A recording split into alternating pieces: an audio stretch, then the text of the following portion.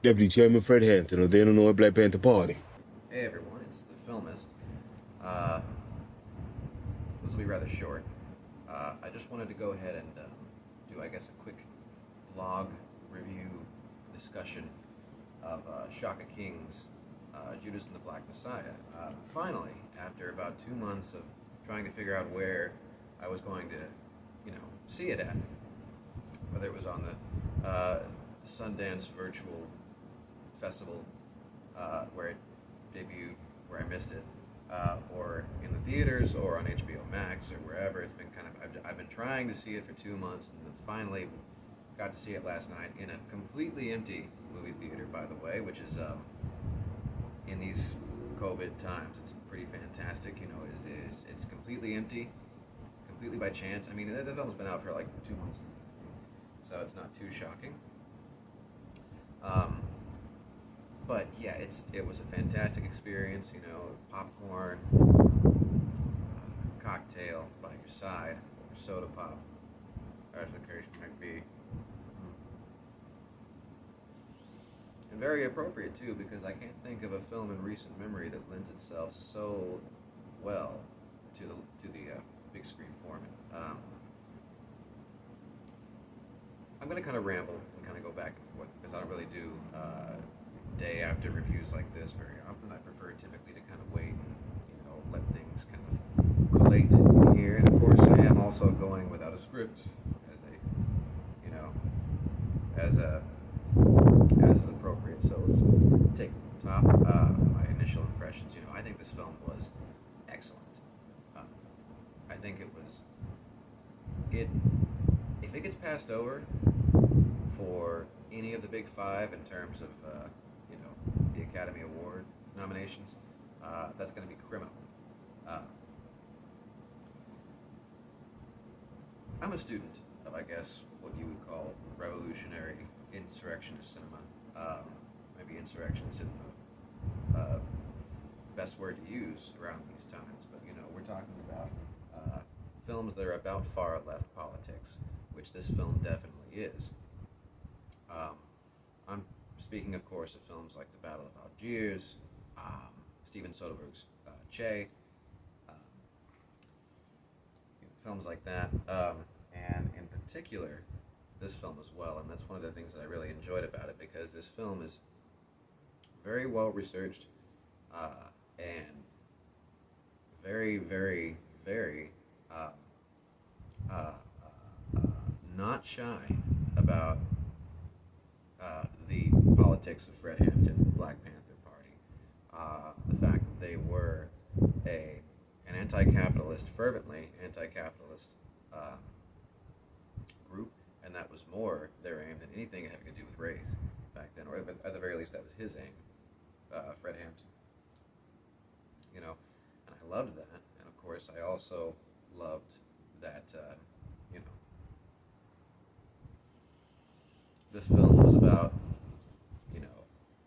Fred Hampton as the great negotiator, the one who wanted to bring everybody together, the one who was trying to make sure that everybody understood that the struggle was primarily a class struggle, and like he said in his famous speech that he is paraphrased in this movie a little bit,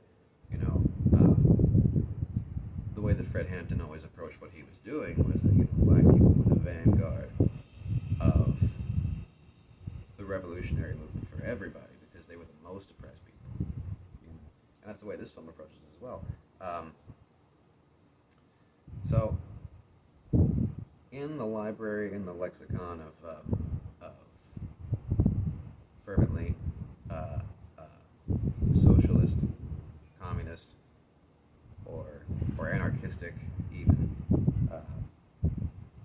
politically minded films, this is a very, very strong entry, and also makes a cohesive argument for a lot of those positions in ways that are immersive narratively. I think you see it through the narrative rather than through any kind of polemic, which I think is important.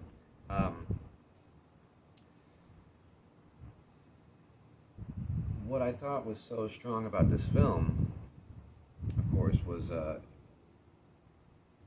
I think the real star of this film. I mean, Daniel Kaluuya and Lakeith Stanfield, they're always great.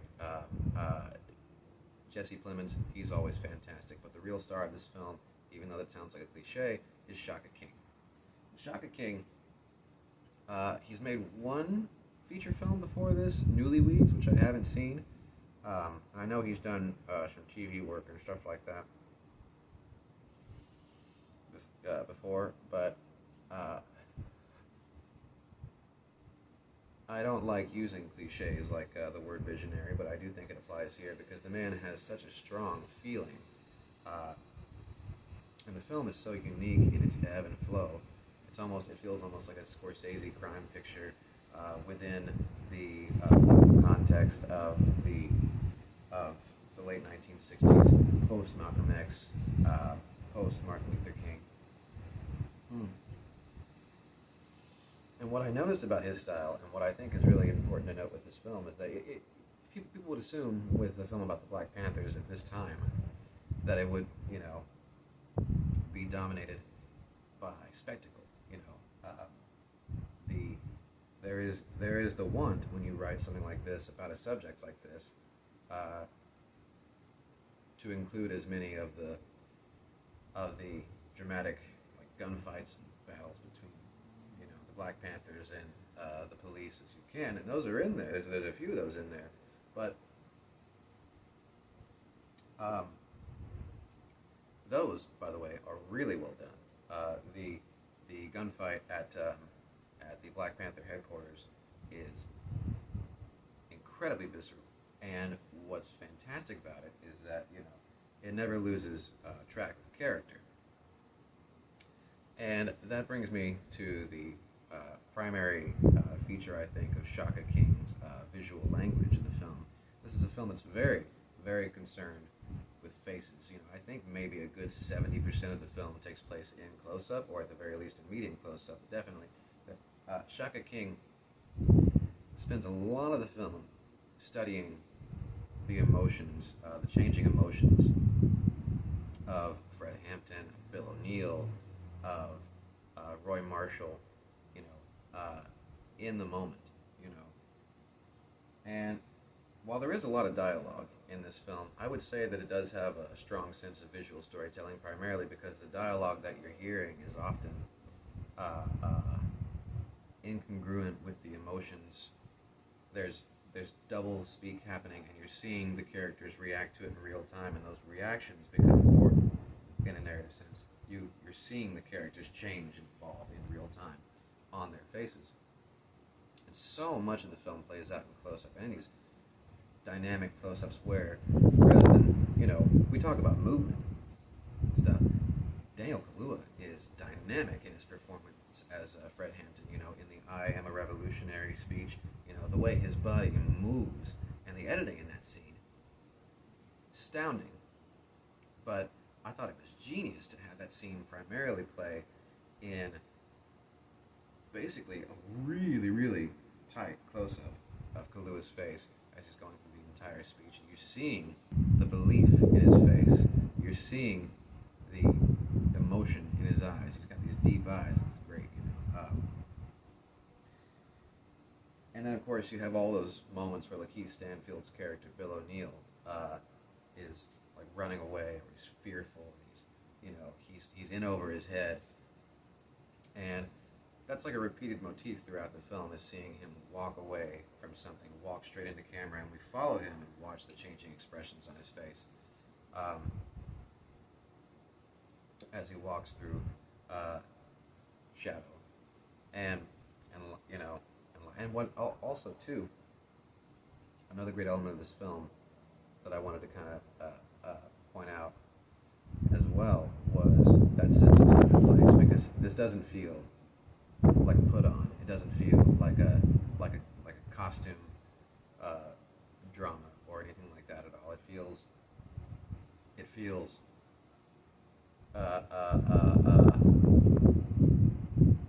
it's completely immersive, I guess, to late 1960s Chicago. And my girlfriend, who's from Chicago, was born 10 years after all this took place, and she was astounded because she kind of recognized a lot of the streets and things. Um, it has such a strong sense of time and place in the costume design and the look of the streets. You know, it doesn't fall prey to a lot of the problems that you see with films that take place 10, 20, even 30 years from when they're being shot. You know, there's no sepia tone. Nothing feels grayed out. You know, they don't use any of the easy tricks to convey a different sense of time. This feels very contemporary, even though it's taking place back then. I think also, to go back to the politics for a second, what's really strong about this this film is the fact that it is kind of a dialogue with the audience here, because ultimately it's a tragic story, but you are seeing those politics this character espouses in action in the narrative, in the way he carries himself and the way the Black Panthers carry themselves and what they're doing, and you're also seeing it's an exchange from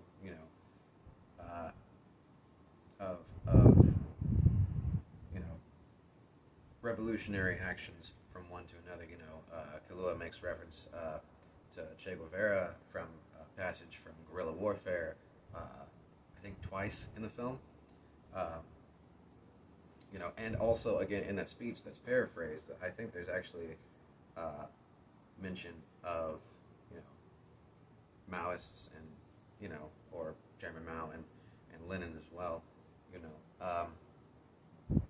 That's one of the things I liked about this film so much.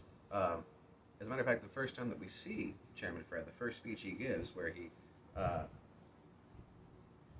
meets the woman who will become the mother of his child, he's giving a speech where he talks about that idea specifically, which is the fact that this is a class struggle, and that anybody who tries to tell you different is lying to you, trying to pull the wool over your eyes. The dashikis and bubus and sandals speak, which is great. I do have some notes because that's of course who I am. The film, that's what it says in the business cards that I haven't made. So this is Shaka King's second film. Now, I haven't seen Newlyweds, but I don't know if it's as assured a film as this is, or as cohesive a film as this is. But there were moments, there were certain things that I think maybe needed a second pass, just in terms of like narrative cohesion and also performances. I will go to the performances first because that's something that I noticed as soon as I walked out. So Fred Hampton, of course, he had a very distinctive way of speaking. You go back and you watch videos of him and how he spoke. He talked very quick. He talked like really, really fast. He had a very, call and response way of talking. That was one of the reasons why he was such a strong speaker and negotiator. The thing about it is, there are certain parts of this film where Daniel Kaluuya, in his performance, he's taken that character trait and he's taken it up to 11. So there are certain parts, as fantastic and as brilliant as his performance is, where you might need subtitles. That is nothing to do with Fred Hampton himself. That has to do with the performance here, and it's understandable because the moments where that happens the most are like the most emotional moments, usually. That was something. I think that may have to do with, and again, this is not Shaka King's first film. It's his second film. It's a sophomore effort, which is a fantastic thing, by the way, because sophomore efforts usually don't come out very well. But, when you're in your early phase as a filmmaker, and I've encountered this as well, even though I've never made a feature film yet, you're on set, and especially if you have name actors working for you and things like that, there's so much happening. It's like an explosion in reverse, and so there's a lot of color and light and things like that. And so sometimes you always find yourself with the propensity to tell your actors to go faster, go faster, go faster, go faster, because you're trying to make them keep up pace with the pace of everything else that you're trying to keep track of in your head as a director right then and there on the set. But when you play it back later on, you realize you didn't need to go that fast because the camera doesn't see all of that. It sees only what's in the frame. But then again, this is all supposition. But that's one thing as far as the performances go. The other thing, and this I know is something that Shaka King talked directly about with this film. So, a lot of the film is dedicated to Bill O'Neill and Roy Marshall.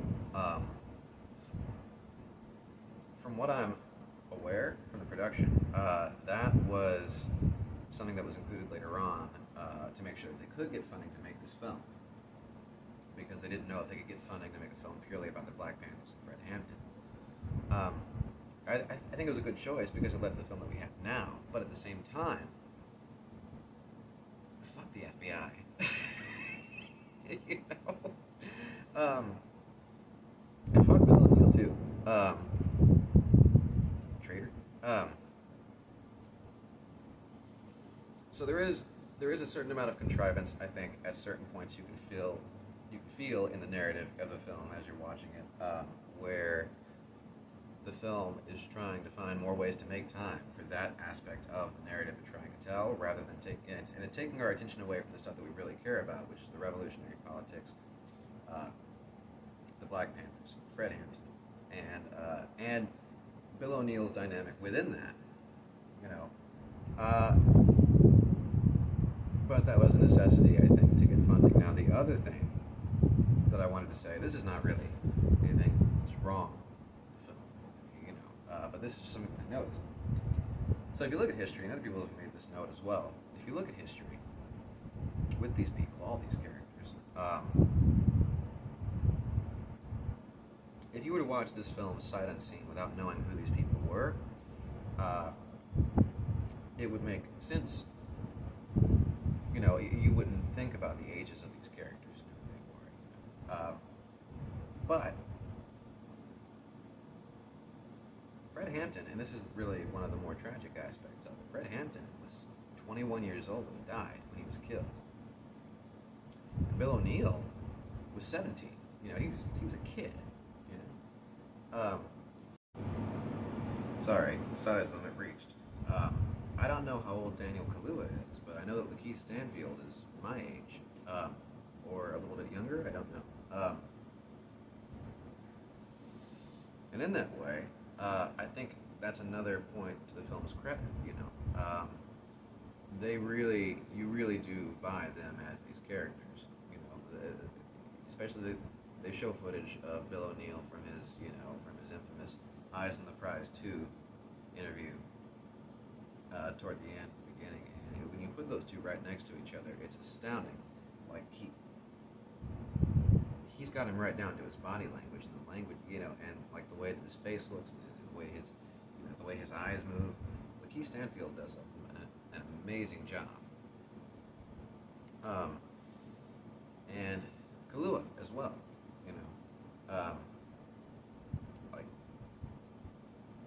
A1, 100% across the board. It's fantastic, you know.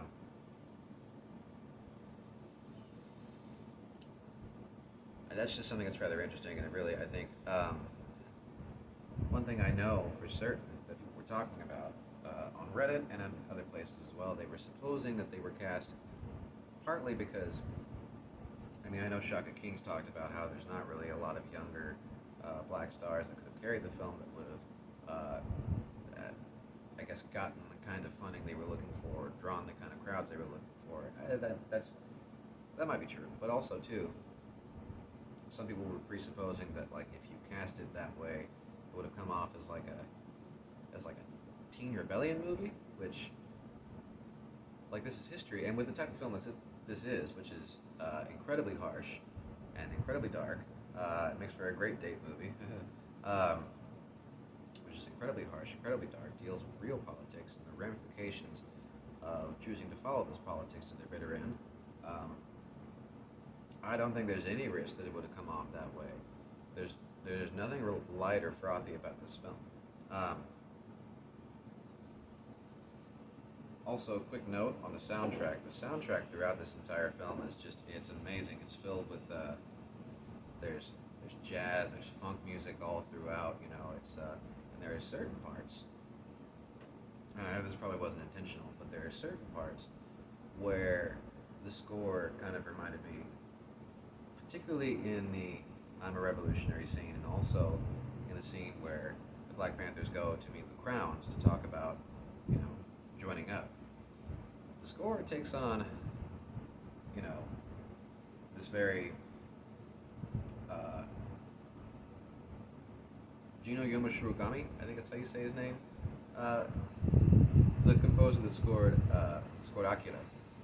There's the same kind of use of like woodwind instruments and percussion in like this very visceral, intense way. It's just fantastic. So this film is all about lionization, and it's all about and one thing I like about it too is that it doesn't fall on either side. Much like Battle of Algiers, its sympathies are clearly with the Black Panthers as it should be, but also it goes to great lengths to show that because of the stresses they were under, and because of what it was they were dealing with, and because of all of that,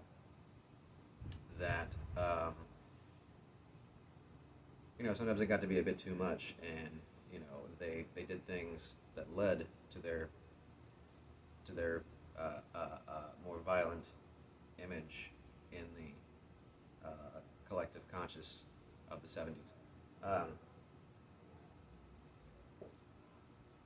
Like I say, altogether, this is a fantastic film. This is great stuff from Shaka King. I can't wait to see what he does next. For his third film. Barring those few qualms that I had, this is so far, and again, we're really early in the year so far, but I will say this is very probably going to be the strongest film of this quarter of the year, definitely, and we'll see as the year goes on if anything comes up that can match its cohesion and its confidence and style and its political its demonstration of political merit, I guess, its contribution to the conversation, I guess. There are very few films that I'm excited about that I've been as excited about as this, and especially coming up soon. I mean, what do we have on the roster that I'm going to be reviewing just like this? I'm going to start doing this. Justice League, Zack Snyder's Justice League comes out in like less than a week on HBO Max. I can't say I'm too excited about that. I mean, I'm excited about it from the standpoint of like, seeing a director's vision for his trilogy finally realized after all this back and forth and subterfuge and whatnot. I'm kind of excited about that from that standpoint. I don't think Zack Snyder's a great director at all or anything like that, but I think he takes the worst aspects of the directors that he idolizes, and he's made a stylistic goulash out of them. He's taken the machismo from early George Miller and replicated it without any of the irony or the sense of cynicism that was in those films. He's taken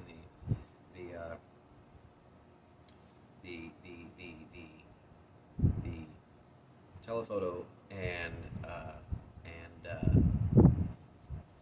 the romantic composition of Ridley Scott and replicated it without any sense as to the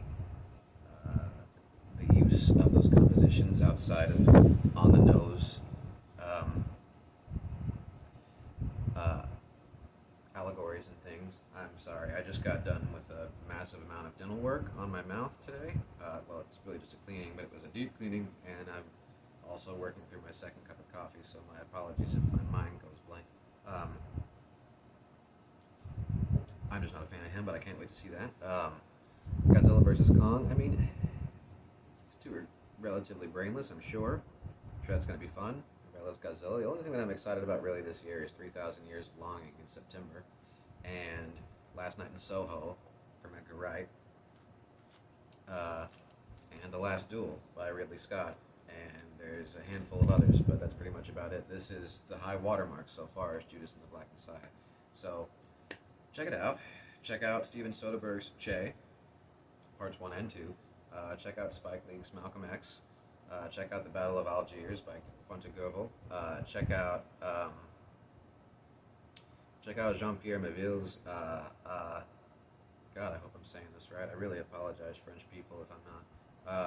Les Salons de la Mer. Check out, for revolutionary politics. For the flip side of it, check out Oliver Assayas' Carlos, 5-hour-long miniseries. Yeah, this is right up there with them.